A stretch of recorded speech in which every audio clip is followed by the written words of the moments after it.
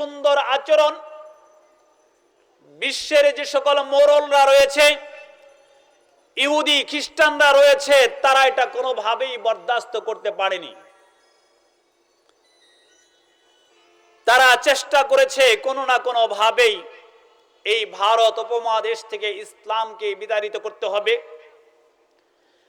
এবং এদেশের যে ধনপ্রাচুর্য রয়েছে সেগুলাকে গ্রাস করতে হবে, কেড়ে নিয়ে আসতে হবে। প্রিয় উপস্থিতি, এক সময় তারা এই দেশে কিছু ব্যবসার সৌরত ধরে আগমন করে, আমি সংক্ষেপ করে বলতেছি, কিছু ব্যবসার নাম ধারণ করে এই দেশে তারা আগমন ঘটলো, এই দেশে তারা আগমন করলো। এই দেশে এসে তারা 193 বৎসর রাজত্ব করেছে, যা ইংরেজিতে যদি হিসাব করি 193 বৎসর, আরবিতে যদি হিসাব করি তাহলে 200 বৎসরে গিয়ে লাগে। আরবি হিসাব অনুযায়ী 200 বৎসর, ইংরেজি হিসাব অনুযায়ী 193 বৎসর ব্যবসার নাম ধরে এসে এই দেশে শিকড় গেড়ে রাজত্ব গ্রহণ করে মুসলমানদের হাত থেকে রাজত্বকে ছিনিয়ে নিয়ে ইসলামকে কোণঠাসা করে বসে ফেলল। রাজত্ব করলো আরবি হিসাব অনুযায়ী 200 বৎসর, ইংরেজি হিসাব অনুযায়ী 193 বৎসর, 94 বৎসর।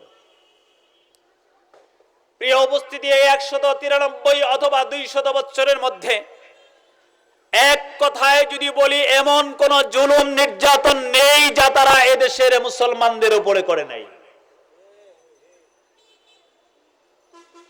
এদেশের মায়েরা, মুসলমান মায়েরা বারান্দাতে বসে বসে ছোট্ট বাচ্চাকে স্তনের দুধ খাওয়াচ্ছে, সেইখান থেকে টান দিয়ে নিয়ে এরকম খামের সঙ্গে পিলারের সঙ্গে বাড়ি দিয়ে হাজারো বাচ্চা মেরে ফেলেছে ইংরেজরা। এই ইতিহাস আমাদের জানা রয়েছে।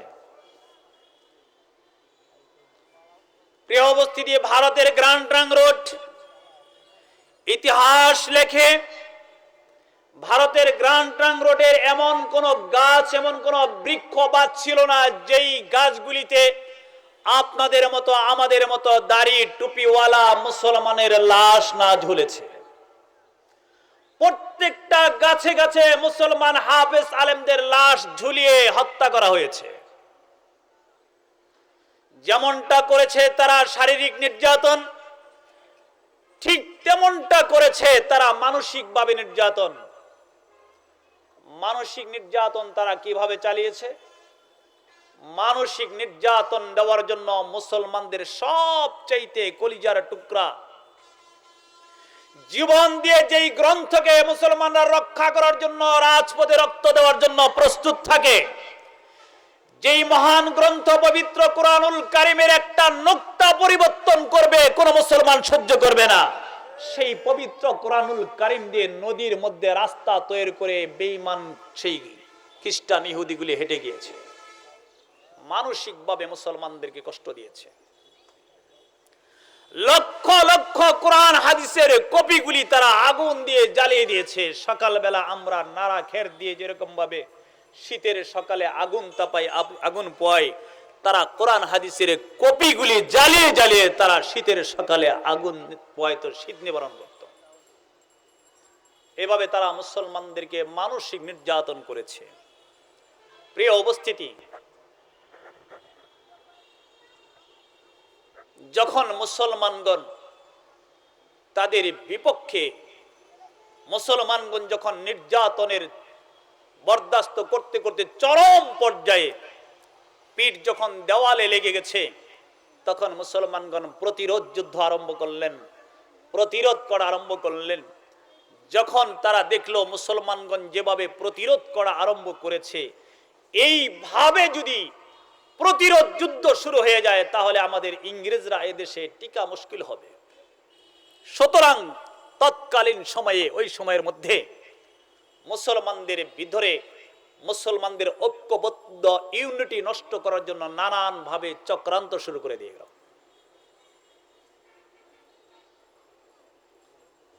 মুসলমান যাতে ঐক্যবদ্ধ ভাবে প্রতিরোধ যুদ্ধ করতে না পারে, মুসলমানরা যাতে সামনের দিকে ঐক্যবদ্ধ ভাবে ইংরেজদের বিরুদ্ধে যুদ্ধ করতে না পারে, এরই কৌশল হিসাবে, চক্রান্তমূলক হিসাবে মুসলমানদেরকে নানান ভাবে বিভক্ত করার জন্য তারা এক এক জায়গাতে এক এক ধরনের অন ইসলামিক স্যাটেলাইট সেটিং করে দিল।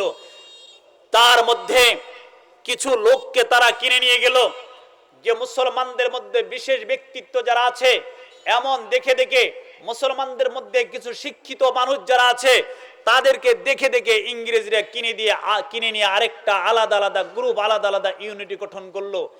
যেমন তাদের মধ্যে অন্যতম একজন, যখন মুসলমানরা ইংরেজদের বিরুদ্ধে প্রতিরোধ যুদ্ধ আরম্ভ করলেন, তখন মুসলমানদের মধ্যে গোলাম আহমদ কাদিয়ানি নামে এক ব্যক্তিকে ইংরেজরা কিনে নিয়ে গেল। সম্মানিত উপস্থিতি, লক্ষ্য উদ্দেশ্য হলো মুসলমান যদি ঐক্যবদ্ধ থাকে তাহলে কোনোভাবেই মুসলমানদের সাথে কুলিয়ে ওঠা যাবে না, টিকে থাকা যাবে না। গোলাম আহমদ কাদিয়ানি তৎকালীন সময়ের ব্রেনীদের মধ্যে, জ্ঞানীদের মধ্যে একজন ব্যক্তি ছিল। তাকে ইংরেজরা কিনে নিলেন, তাকে মুসলমানদের বিপক্ষে দাঁড় করালেন।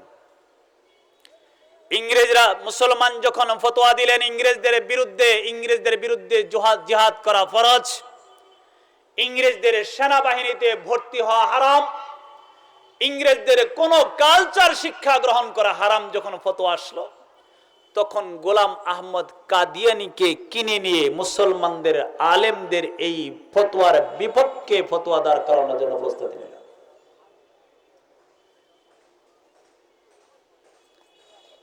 এক পর্যায়ে গোলাম আহমদ কাদিয়ানি মুসলমানদের বিভক্ত করার জন্য নিজেকে ওই যুগের মুজাদ্দিদ হিসেবে দাবি করলেন। এতেও যখন কাজ হচ্ছে না, তখন গোলাম আহমদ কাদিয়ানি নিজেকে নবী দাবি করে উপস্থাপন করলেন। প্রিয় উপস্থিতি, অনেক লম্বা ঘটনা, আমি সেদিকে যাচ্ছি না। আপনাদের এই জায়গা থেকে কোন একটা মানুষ যদি দাঁড়িয়ে, আমি আলোচনা করতেছি, আমার আলোচনার বিপক্ষে অবস্থান নেন, সত্য হোক আর মিথ্যা হোক, দু একজন মানুষ তার পক্ষ নেবে। কি বলেন, নেবে কি নেবে না?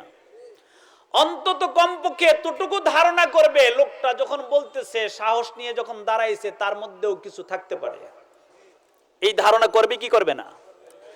মুসলমানদের বিপক্ষে গোলাম আহমদ কাদিয়ানিকে যখন দাঁড় করানো হলো,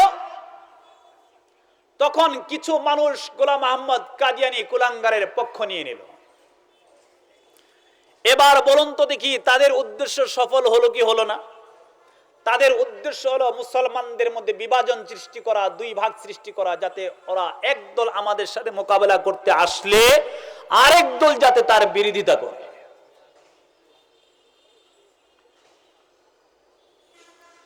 সম্মানিত হাজিরিন, মুসলমান ভাইয়েরা আমার,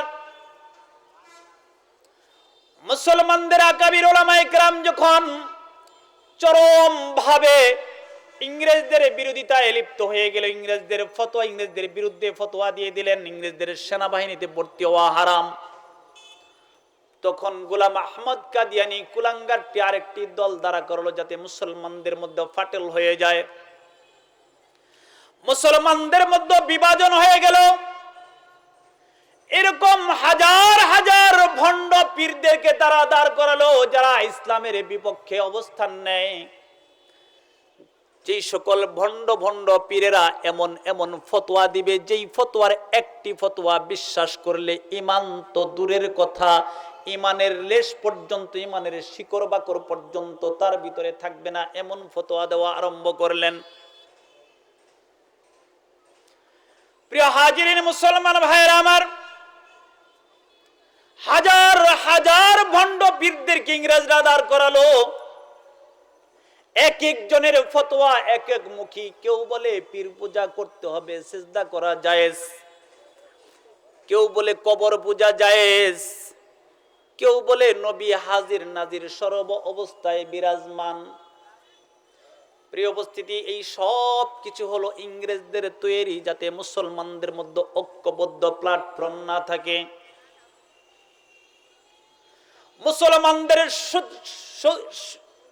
শত্রুদেরকে, সৈনিকদেরকে, মুসলমানদের শক্তিকে বিভাজন করে দেওয়া হলো, খণ্ড বিখণ্ড করে দেওয়া হলো। প্রিয় উপস্থিতি, তারপরে আল্লাহ পাক রব্বুল আলামিনের উপরে ভরসা রেখে এক পর্যায়ে কিছু মুসলমানদের ওলামায়ে কেরাম সীসাডালা প্রাচীরের মতো যখন অটল রইলেন, ইংরেজদের বিরুদ্ধে জিহাদ শুরু করলেন, ইংরেজদের বিরুদ্ধে যুদ্ধ জড়িয়ে দিলেন। আল্লাহ পাক রব্বুল আলামিনের খাস কুদরতার মেহেরবানিতে হকের উপর অটল থাকার কারণে আল্লাহ পাক রব্বুল আলামিনের নসরত আসা শুরু হলো, সাহায্য আসা শুরু হলো। এক পর্যায়ে ইংরেজরা এদেশ থেকে কুকুরের মতো লেজ গোটায় চলে যাইতে বাধ্য হলো। ইংরেজ তো চলে গেল, কিন্তু চক্রান্তের জালগুলি এদেশে এখনো আছে না নাই?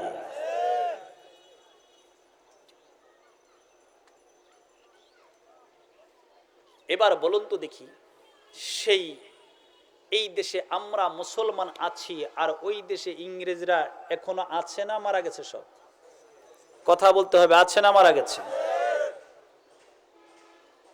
প্রিয় উপস্থিতি, ইংরেজরা যখন মুসলমানদের মার খেয়ে চলে যায়, আমি একটা জায়গা পর্যন্ত আসা উদ্দেশ্য আপনাদেরকে নিয়ে, ইংরেজরা যখন মার খেয়ে দেশ থেকে চলে যায় তখন ইংরেজদের অফিসারদের চেহারা খুবই হাসি খুশি। বলেন, মার খাইলে হাসে না কান্দে? একটা আওয়াজ দেওয়া লাগবে। মার খাইলে হাসে না কান্দে? অফিসাররা হাসে, গাট্টি গুট্টা বান্ধে লইয়ে চলে যায় আর খুশি হাসে। মুসলমানদের পক্ষ থেকে জিজ্ঞাসা করা হলো, কি ব্যাপার, মায়ের খেয়ে চলে যাইতেছে আবার হাসুকে? জিজ্ঞেস করবে কি করবে না? প্রিয় হাজিরিন, মুসলমান ভাইয়েরা আমার, ইংরেজ অফিসাররা জবাব দেয়, ও ভারতবর্ষের মুসলমান, আমরা এদেশ থেকে চলে যাচ্ছি।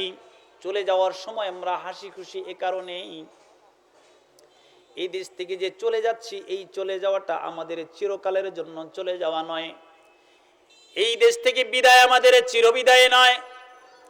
আমরা অচিরেই, অল্প কিছু দিনের মধ্যেই আবার এদেশে আসতেছি। তোমাদের যেই মুসলমানদের শাসন ক্ষমতা রয়েছে, সেই শাসন ক্ষমতা আমরা গ্রহণ করব। নির্যাতনের যে স্টিমার রুলার তোমাদের উপরে চালিয়েছি, আবারও সেটা আরম্ভ করব। যে ইসলামের ঝান্ডা তোমরা উঁচু করেছো, সেই ইসলামের ঝান্ডাকে আমরা আবারও পদোত্তোলিত করব। আমরা অচিরেই আবার আসতেছি। মুসলমান ওলামায়ে কেরামগণ প্রশ্ন করলো ইংরেজদেরকে, কিভাবে তোমরা আবারও আসবে? কারণ তোমরা তো সদ্য মার খেয়ে চলে যাচ্ছ। তারা বলল, আমরা এদেশে কিছু জিনিস রেখে গেলাম, ওই জিনিসগুলির উপরে ভর করে অতি অচিরেই আমরা এদেশের মধ্যে আবারও আসব। প্রিয় হাজিরিন, মুসলমান ভাইয়ের আমার বাপজানরা ভালো করে বুঝবেন। তাদেরকে প্রশ্ন করা হলো, ও ইংরেজ অফিসাররা, তোমরা এই দেশ থেকে মার খেয়ে চলে যাচ্ছ, তোমরা কি জিনিস রেখে গেলা যেই জিনিসের উপরে ভর করে তোমরা আবারও এদেশে আসবা? তখন তারা জবাব দিল, আমরা এদেশের মাঝে, মুসলমানদের মাঝে 1 নম্বর কাজ হলো বিভাজন সৃষ্টি করে দিয়েছি। তোমরা কখনোই মুসলমানরা আর এক প্ল্যাটফর্মে আসতে পারবে না। তোমাদেরকে বিভাজন সৃষ্টি করে দিয়েছি। হাজার হাজার ভণ্ড পীরকে আমরা তোমাদের এই ভারত উপমহাদেশে সেটিং করেছি। হাজার হাজার ভক্ত তাদের থাকবে। এই প্রত্যেকটা ভক্ত এক এক পীরের ফতোয়া বিশ্বাস করে ঈমান হারা হয়ে তারা তোমাদের মাঝে অবস্থান করবে। বলেন তো দেখি, সেজদা কার জন্য? সেজদা কার জন্য?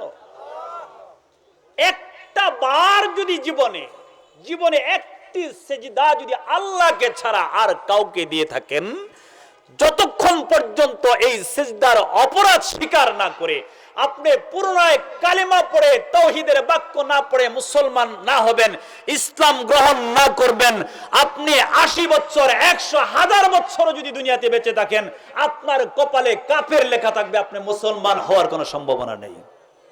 সম্মানিত সুধীবৃন্দ, লক্ষ লক্ষ মানুষ তাদের ধোকায় পড়ে পীরের পায়ে সেজদা করতেছে কি করতেছে? করতেছে কি করতেছে না? প্রিয় উপস্থিতি, এটা হচ্ছে তাদের চক্রান্তের একটা অংশ। খুবই সতর্ক থাকতে হবে। এবং কি এই জামানাতে এসে ওই চক্রান্তকারীগুলি এই হক্কানি ওলামায়ে কেরামের বিরুদ্ধে রাজপথে মিছিল করারও সাহস দেখায়। প্রিয় উপস্থিতি, আজকের আলোচনা থেকে আপনাদেরকে সেই তাদের তথ্য জেনে নিয়ে পুরোপুরি সাহস, শক্তি আর বল নিয়ে প্রস্তুত থাকতে হবে।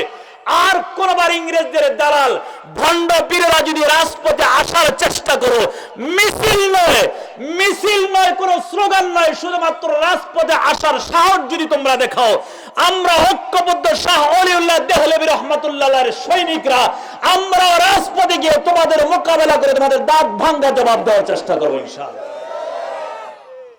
প্রিয় উপস্থিতি, আজকে যাকে নিয়ে আলোচনা অনুষ্ঠান, তিনি কে জানেন? তিনার বিরুদ্ধে পর্যন্ত স্লোগান দিয়েছে বেদবগুলি। আল্লামা শাহ আহমদ শফী সাহেব হাটহাজারী মাদ্রাসার ছাত্র। হাটহাজারী মাদ্রাসার ছাত্র, ছোট্ট বাচ্চা। একদিন জাগির থেকে এসে, মাদ্রাসার পাশের গ্রামে তিনি লজিং থাকেন, জাগির থেকে এসে মুহতামিম সাহেব হুজুরকে বলতেছেন, সালাম দিয়ে, আসসালামু আলাইকুম হুজুর, আমি আর জাগিরে যাব না, আমি আমার লজিন বাড়িতে, জাগির বাড়িতে হুজুর আর যাব না। কেন যাবে না? বলে, হুজুর আমি তো এখানে আসছি গুনাহমুক্ত হওয়ার জন্য, আমি তো এখানে মাদ্রাসাতে আসছি গুনাহমুক্ত হওয়ার জন্য। ছোট্ট শফি বলতেছেন, আল্লামা আহমদ শফির ছোট্ট জীবনে আহমদ শফি বলতেছেন, হুজুর আমি এখানে আসছি গুনাহমুক্ত হওয়ার জন্য। আমার জাগির থেকে আসা যাওয়ার পথে জাগিরের বাড়িতে অনেক নারীদের সাথে, মহিলাদের সাথে দেখা হয়ে যায়, আমার চোখের গুনাহ হয়। হুজুর আমি তো গুনাহমুক্ত হওয়ার জন্য আসছি, রাস্তাঘাটে আমার অনেক গুনাহ হয়েছে, অনেক গুনাহ হচ্ছে, হুজুর আমি আর জাগির বাড়িতে যাইতে রাজি না। কোন মাদ্রাসার ছোট্ট বাচ্চা যদি তার মুহতামিমকে বলেন, হুজুর আমি গুনাহমুক্ত হতে চাই, মুহতামিম কি পরিমাণে খুশি হবে? কি বলেন? তৎকালীন মুহতামিম সাহেব হুজুর ছোট্ট বাচ্চা আহমদ শফিকে বুকে জড়িয়ে ধরে বলছে, বাবা তোকে গুনাহ করার জন্য আর ওখানে যেতে হবে না। যিনি মতবক্তের দায়িত্বে আছেন, খানার দায়িত্বে আছে, তাকে ডাক দিয়া বলতেছেন, তৎকালীন মুহতামিম সাহেব হুজুর, আল্লামা এই আহমদ শফির বোর্ডিং এর মধ্যে তার খানা জারি করে দাও। বলছি, হুজুর কতদিনের জন্য খানা জারি করব? কতদিনের জন্য খানা জারি করব? বলে, আহমদ শফি যতদিন জীবিত থাকে ততদিন জন্য হাটহাজারী মাদ্রাসার বোর্ডিং এ তার খানা জারি করে দেওয়া। আহমদ শফি তখনও ছাত্র, ছোট্ট বাচ্চা। গুনাহ থেকে মুক্ত হওয়ার জন্য রাস্তায় বের হলে, জাগির বাড়িতে গেলে গুনাহ হয়, বিদায় গুনাহ থেকে মুক্ত হওয়ার জন্য তিনি বোর্ডিং এ চলে আসলেন, মাদ্রাসায় চলে আসলেন। জীবনকে তেনারা ছোট্ট থেকে এইভাবে পরিচালিত করেছেন। চট্টগ্রামের আরেক মনীষী, মেখল মাদ্রাসার যিনি প্রতিষ্ঠাতা মুহতামিম মুফতি ফয়জুল্লাহ রহমাতুল্লাহি আলাই, তিনি একদিন হাটহাজারী মাদ্রাসাতে ওস্তাদগণ পড়িয়েছেন। আমাদের ছোট্ট ছোট্ট কিতাবের মধ্যে, নুরানি তালিমুল ইসলাম কায়দার মধ্যে লেখা আছে, আওরত কি সাথ দেখা করনা হারাম है, যার অর্থ হচ্ছে মেয়েদের সঙ্গে দেখা করা হারাম। এইটা পড়াটা পড়ে ছোট্ট বাচ্চা ফয়জুল্লাহ কি করেছেন, বাড়িতে গেছেন, বাড়ি থেকে বাড়ির বাহিরে বসে রয়েছেন। সন্ধ্যা লেগে যায়, বাড়িতে ঢোকে না। বাবা জিজ্ঞাসা করতেছে, কিরে তুই বই পুস্তক লিয়ে কিতাবা দিলে বাড়ির বাইরে বই রয়েছিস কেন, বাড়িতে যা। সন্ধ্যার পরে তখন ফয়জুল্লাহ সাহেব বলতেছে, বাবা বাড়িতে তো যাওয়া যাবে না। আল্লাহু আকবার বলেন। বাবা বাড়ি যাওয়া যাবে না কেন? বাড়ির ভিতরে তো মহিলারা আছে। হুজুর আজকে ক্লাসের মধ্যে পড়াইছেন, আওরত কি সাথ দেখা করনা হারাম হে, মেয়েদের সাথে দেখা করা হারাম। বাড়িতে তো মেয়েরা আছে, বাড়িতে কারা আছে? মেয়েরা আছে। সুতরাং বাড়িতে যাওয়া, কথা বলেন, বাড়িতে যাওয়া কেন যাবে না? বাড়িতে কে আছে? মেয়েরা আছে। বাবা বলতেছেন, ফয়জুল্লাহ সব মেয়েদের সাথে দেখা করা হারাম না। সব মেয়েদের সাথে দেখা করা হারাম? মায়ের সাথে দেখা করা হারাম? বোনের সাথে, দাদির সাথে দেখা করা হারাম নাকি? ফয়জুল্লাহ সব মেয়েদের সঙ্গে তো দেখা করা হারাম না। ফয়জুল্লাহ সাহেব কিতাব বের করে বলতেছেন, এখানে লেখা আওরত কি সাথ দেখা করনা হারাম, মেয়েদের সাথে দেখা করা হারাম। এখানে তো আলাদা করা নাই, মায়ের সাথে দেখা করা যাবে, বোনের সাথে দেখা করা যাবে, মনতে লেখা নাই। মুফতি ফয়জুল্লাহ সাহেবের বাবা বলতেছে, এগুলা বড় বড় কিতাবের মধ্যে লেখা আছে। আমি তো বড় কিতাব পড়ি নাই। ছেলে বাড়ি যাবে না। অপারগ হয়ে বাবা সাথে নিয়ে সন্ধ্যার পরে হাটহাজারী মাদ্রাসায় রওনা হয়েছেন। হাটহাজারী মাদ্রাসায় এসে ওস্তাদদেরকে বলতেছেন, হুজুর আপনাদের ছাত্র ফয়জুল্লাহ বাড়ি যাবে না কেন? আজকে ক্লাসের মধ্যে পড়াইছেন औरत के साथ দেখা करना হারাম है।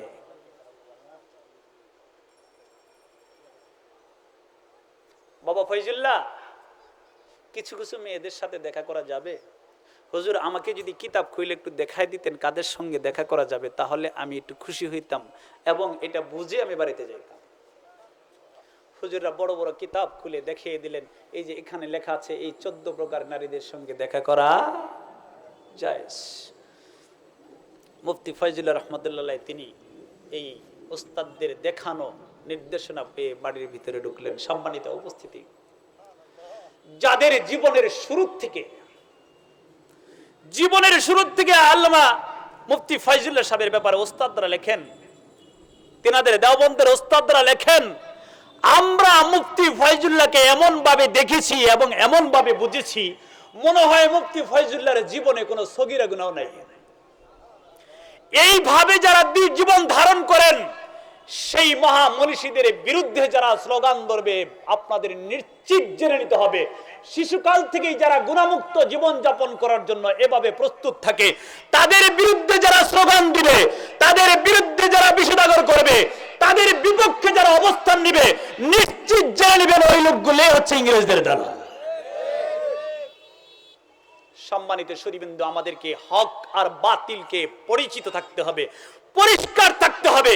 তারা যদি কখনো হকপন্থীদের বিপক্ষে অবস্থান নিতে আসে, আমাদেরকেও দাঁত ভাঙা জবাব দেওয়ার জন্য প্রস্তুত থাকতে হবে ইনশাআল্লাহ। নামাজ তো ফিরলেই হবে, আজানটা হয়ে যাক, পরে আমরা আর কোনো চালান। জি ইনশাআল্লাহ। আমি আপনাদের সাথে সেই ইতিহাসটি আলোচনা করতেছিলাম, অত্যন্ত জরুরি, অত্যন্ত প্রয়োজনীয় বিষয়। এই বিষয়টা আমি আজানের পরে 5-7 মিনিটের মধ্যে আপনাদেরকে শেষ করে দেব। ইংরেজরা কি চক্রান্ত করেছিলেন, তার লক্ষ্য উদ্দেশ্য কি ছিল, বর্তমানে সেটার নতিজা বা সেটার অবস্থান কি হয়েছে, আমরা কতটুকু ক্ষতিগ্রস্ত হয়েছি, বিষয়টা আলোচনা হবে একটু আজানের পরে। কি বলেন? আজানটা হয়ে যাক। আছেন তো ইনশাআল্লাহ আপনারা? জি আলহামদুলিল্লাহ। জি আলহামদুলিল্লাহ। অতি অত্যন্ত গুরুত্বপূর্ণ আলোচনা রাখছেন, বাকিটুকু আজানের পর হবে। এরপর আজান পরিবেশন করছেন হাফেজ মোহাম্মদ আবুল কালাম। আজান পরিবেশন করছেন হাফেজ মোহাম্মদ আবুল কালাম।